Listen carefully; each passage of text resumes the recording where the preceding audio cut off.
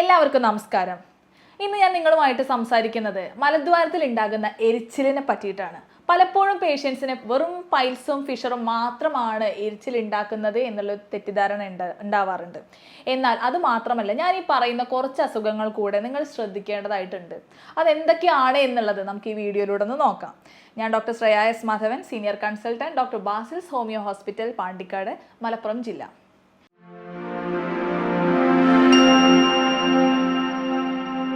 ഞാൻ നേരത്തെ പറഞ്ഞല്ലോ, പൈൽസ് ഫിഷർ എന്നുള്ള അസുഖങ്ങൾക്ക് മാത്രമാണ് ഇത്തരത്തിൽ എരിച്ചിലുണ്ടാകുന്നത് എന്നുള്ളത് ഒരു പരക്കമായിട്ടുള്ള ഒരു തെറ്റിദ്ധാരണയാണ്. ഞാൻ ഈ പറയുന്നത് എരിച്ചിലിനെ പറ്റിയിട്ടാണ്, വേദനയെ പറ്റിയിട്ടല്ല.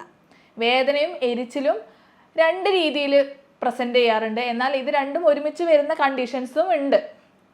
ഞാൻ ഇന്ന് കൂടുതലായിട്ട് സംസാരിക്കുന്നത് ആനൽ ഏരിയയിൽ ഉണ്ടാകുന്ന എരിച്ചിലിന് കാരണമാകുന്ന സാഹചര്യങ്ങൾ എന്തൊക്കെയാണെന്നുള്ളതാണ്. ഫസ്റ്റ് വൺ ഞാൻ നേരത്തെ പറഞ്ഞല്ലോ, ഫിഷർ എന്നുള്ള കണ്ടീഷനാണ്.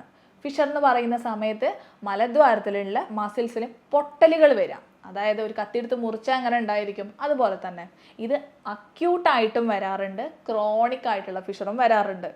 അക്യൂട്ട് എന്ന് പറഞ്ഞു കഴിഞ്ഞാൽ നമുക്ക് മോഷൻ ടൈറ്റ് ആകുന്ന സാഹചര്യങ്ങളിൽ പെട്ടെന്ന് പൊട്ടുന്നൊരവസ്ഥ.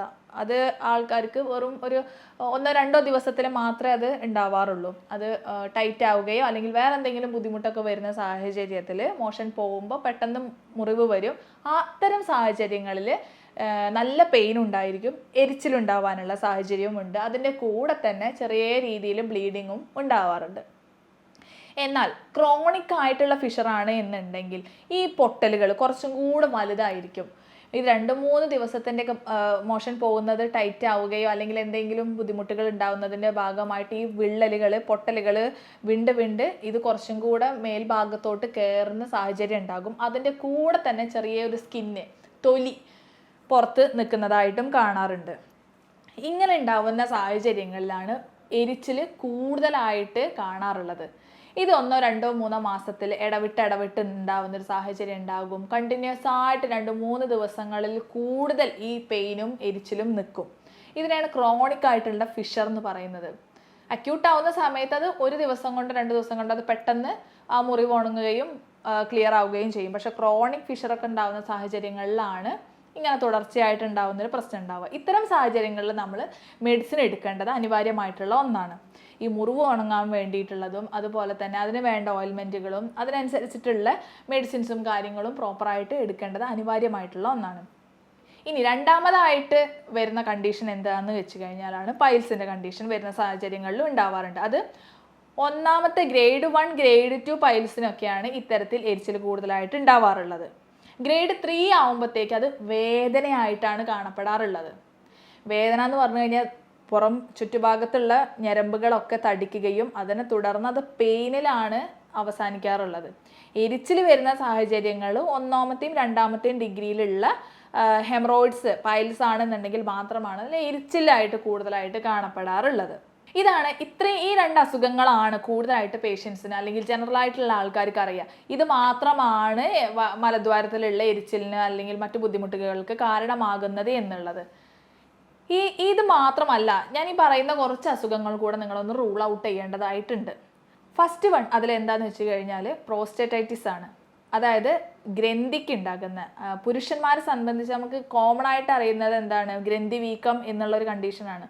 ഈ ഗ്രന്ഥിക്ക് ഉണ്ടാകുന്ന ഇൻഫെക്ഷനാണ്, പ്രോസ്റ്റേറ്റ് ഗ്രന്ഥിക്ക് ഉണ്ടാകുന്ന ഇൻഫെക്ഷൻ, അതാണ് പ്രോസ്റ്റേറ്റൈറ്റിസ് എന്ന് പറയുന്നത്. ഇത്തരത്തിലുണ്ടാകുന്ന സാഹചര്യങ്ങളിലും മലദ്വാരത്തിൻ്റെ ഉൾഭാഗത്തോട്ടായിട്ട് ചെറിയ രീതിയിൽ എരിച്ചിലുണ്ടാകുന്ന സാഹചര്യം ഉണ്ടാവാറുണ്ട്. അപ്പോൾ നമ്മൾ എന്താ ചെയ്യേണ്ടത്? വേറെ കംപ്ലയിൻസ് ഒന്നുമില്ല, മോഷൻ പോകുന്നതിനുള്ള ബുദ്ധിമുട്ടുകളൊന്നുമില്ല എന്നുണ്ടെങ്കിൽ ആണുങ്ങളെ സംബന്ധിച്ചിടത്തോളം അവരൊന്ന് ജസ്റ്റ് സ്കാൻ ചെയ്ത് നോക്കുന്നത് നല്ലതായിരിക്കും. കാരണം ഇത് പലപ്പോഴും പ്രോസ്റ്റേറ്റിൻ്റെ ഇൻഫെക്ഷൻ കാരണം ഇത്തരത്തിൽ ബുദ്ധിമുട്ടുകൾ വരാറുണ്ട്. കാരണം എന്താണെന്ന് വെച്ച് കഴിഞ്ഞാൽ മലദ്വാരത്തിൻ്റെ അല്ലെങ്കിൽ റെക്ടം ഭാഗത്തിൻ്റെ സൈഡ് പോർഷനിൽ ഒരു സൈഡിലായിട്ടാണ് ഈ പ്രോസ്റ്റേറ്റ് ഗ്രന്ഥി കാണപ്പെടുന്നത്. അപ്പോൾ ഇവിടെ ഉണ്ടാകുന്ന എന്തെങ്കിലും ഒരു ഇൻഫെക്ഷൻ എന്ത് സംഭവിക്കും? ഈ റെക്ടൽ ഏരിയയ്ക്ക് ബുദ്ധിമുട്ടുകൾ ഉണ്ടാവാനുള്ള സാഹചര്യം ഉണ്ടാകും. ഇത്തരത്തിൽ വരുമ്പോഴാണ് പലപ്പോഴും എരിച്ചിലായിട്ട് നമുക്ക് ഫോം ചെയ്യുന്നത്. അപ്പോൾ എന്ത് ചെയ്യണം എന്ന് വെച്ച് കഴിഞ്ഞാൽ, വേറെ ഞാൻ നേരത്തെ പറഞ്ഞ പോലെ തന്നെ വേറെ ഒരു ബുദ്ധിമുട്ടുകളും ഇല്ല, മോഷന് വേറെ പ്രശ്നങ്ങളൊന്നും ഇല്ല, വേറെ പെയിനോ കാര്യങ്ങളോ സിവിയർ ആയിട്ടൊന്നും ഇല്ല എന്നുണ്ടെങ്കിൽ, ഒരു 40+ ഏജ് ആയിട്ടുള്ള ഒരാളൊക്കെ ആണെന്നുണ്ടെങ്കിൽ പുരുഷന്മാരൊന്ന് സ്കാൻ ചെയ്ത് നോക്കുന്നത് നല്ലതായിരിക്കും. കാരണം ഇത്തരത്തിലുള്ള ഇൻഫെക്ഷൻ ഉണ്ടെങ്കിൽ എരിച്ചിലുണ്ടാകാനുള്ള സാഹചര്യം ഉണ്ടാവാറുണ്ട്. ഇനി മറ്റൊരു അസുഖമാണ് അല്ലെങ്കിൽ മറ്റൊരു കണ്ടീഷനാണ് ലെവേക്ടർ ആനിൽ സിൻഡ്രോം എന്ന് പറയുന്നത്. അതെന്താണെന്ന് വെച്ച് കഴിഞ്ഞാൽ നമ്മുടെ മലദ്വാരത്തിൻ്റെ മസിൽസ് ടൈറ്റ് ആകുന്ന അല്ലെങ്കിൽ ചുരുങ്ങുന്ന ഒരു സാഹചര്യമാണ്. പലപ്പോഴും ടെൻഷൻ അല്ലെങ്കിൽ വേറെ എന്തെങ്കിലും അസുഖമൊക്കെ ആയിട്ട് വരുന്ന ആൾക്കാർക്കൊക്കെയാണ് ഇത്തരത്തിലുള്ള ബുദ്ധിമുട്ടുകൾ ഉണ്ടാവാറുള്ളത്. വളരെ ചുരുക്കം ആൾക്കാർക്കാണ് ഇത്തരം ബുദ്ധിമുട്ടുകൾ ഉണ്ടാവാറുള്ളതും.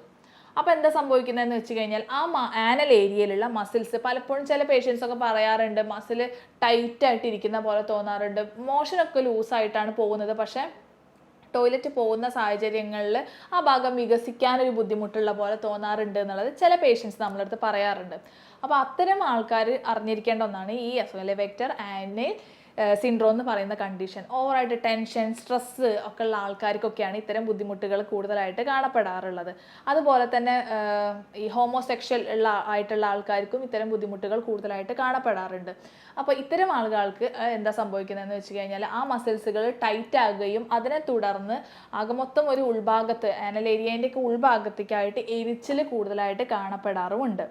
അതിനി മോഷൻ പോയാലും ശരി, മോഷൻ പോയിട്ടില്ലെങ്കിലും ശരി, ഈ ഒരു ബേണിംഗ് സെൻസേഷൻ അവർക്ക് കൂടുതൽ എപ്പോഴും ആ ഒരു ഏരിയയിൽ എപ്പോഴും ഉണ്ടാകും. അതിങ്ങനെ വന്ന് പോയിക്കൊണ്ടിരിക്കുന്ന രീതിയിലായിരിക്കും. അത് ടോയ്ലറ്റിൽ പോകണം അല്ലെങ്കിൽ പോയി കഴിഞ്ഞിട്ട് എന്നുള്ളതല്ല, ഡെയിലി ലൈഫിലാണെന്നുണ്ടെങ്കിലും ചില സാഹചര്യങ്ങളിൽ ആ ഒരു ഏരിയയിൽ ഉൾഭാഗത്തായിട്ടൊരു ബേണിംഗ് സെൻസേഷൻ വരും, അത് കുറച്ച് കഴിഞ്ഞാൽ പോകും, വീണ്ടും ഒരു ബേണിംഗ് സെൻസേഷൻ വരും, അത് കുറച്ച് കഴിഞ്ഞാൽ പോകും. ഈ ഒരു കണ്ടീഷൻ പലപ്പോഴുമായിട്ട് ഉണ്ടാവാറുണ്ട്.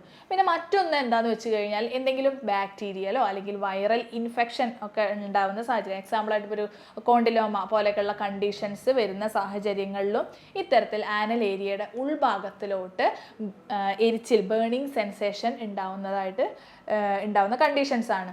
അപ്പോൾ നിങ്ങൾ എന്താ ചെയ്യേണ്ടതെന്ന് വെച്ച് കഴിഞ്ഞാൽ, ഈ ചെറിയ സിംറ്റംസ് ഒക്കെ ആണ് എന്നുണ്ടെങ്കിൽ ഇത്തരം കണ്ടീഷൻ വരുന്ന സമയത്ത് ഒരു ഇളം ചൂടുവെള്ളത്തിൽ കുറച്ച് കല്ലുപ്പിട്ടിട്ട് അതിൽ സിഡ് ബാത്ത് ചെയ്യുക. കുറേയൊക്കെ ഇൻഫെക്ഷൻസും കാര്യങ്ങളൊക്കെ അതിൽ ക്ലിയർ ആയി കിട്ടാറുണ്ട്. അതുപോലെ തന്നെ ഈ റെക്ടൽ ഏരിയയിലുള്ള മസിൽസ് ഒക്കെ ഒന്ന് റിലാക്സ് ആവാൻ വേണ്ടിയിട്ടും ഫിഷർ പോലെയുള്ള അക്യൂട്ട് കണ്ടീഷൻസ് ഒക്കെ ഒന്ന് ഇല്ലാതാവാൻ വേണ്ടിയിട്ടും ഇത് ഹെൽപ്പ് ചെയ്യാറുണ്ട് പലപ്പോഴും. എന്നാൽ ഇത്തരം കണ്ടീഷൻസിലൊന്നും ഇത് നിൽക്കുന്നില്ല എന്നുണ്ടെങ്കിൽ മെഡിസിൻസ് എടുക്കേണ്ടത് അനിവാര്യമായിട്ടുള്ള ഒന്നാണ്. നമുക്കിവിടെ ഹോസ്പിറ്റലിൽ എന്താണ് ഓരോ പേഷ്യൻറ്റിൻ്റെയും കണ്ടീഷൻ എന്നുള്ളത് നോക്കിയിട്ടായിരിക്കും ട്രീറ്റ്മെൻറ്റ് മുന്നോട്ട് പോകുന്നുണ്ടായിരിക്കുക.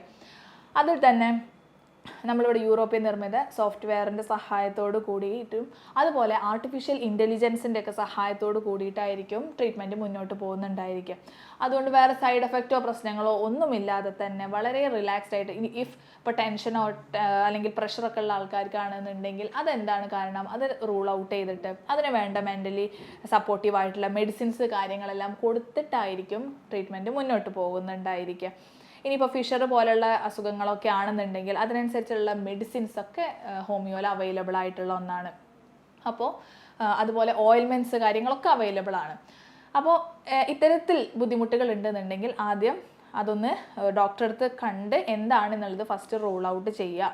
അതിനുശേഷം നന്നായിട്ട് ഫൈബർ റിച്ച് ഉള്ള ഭക്ഷണങ്ങൾ കഴിക്കുക. മോഷൻ ക്ലിയർ ആക്കുക എന്നുള്ളത് നമ്മൾ ഫസ്റ്റ് ചെയ്യേണ്ട കാര്യം തന്നെയാണല്ലോ.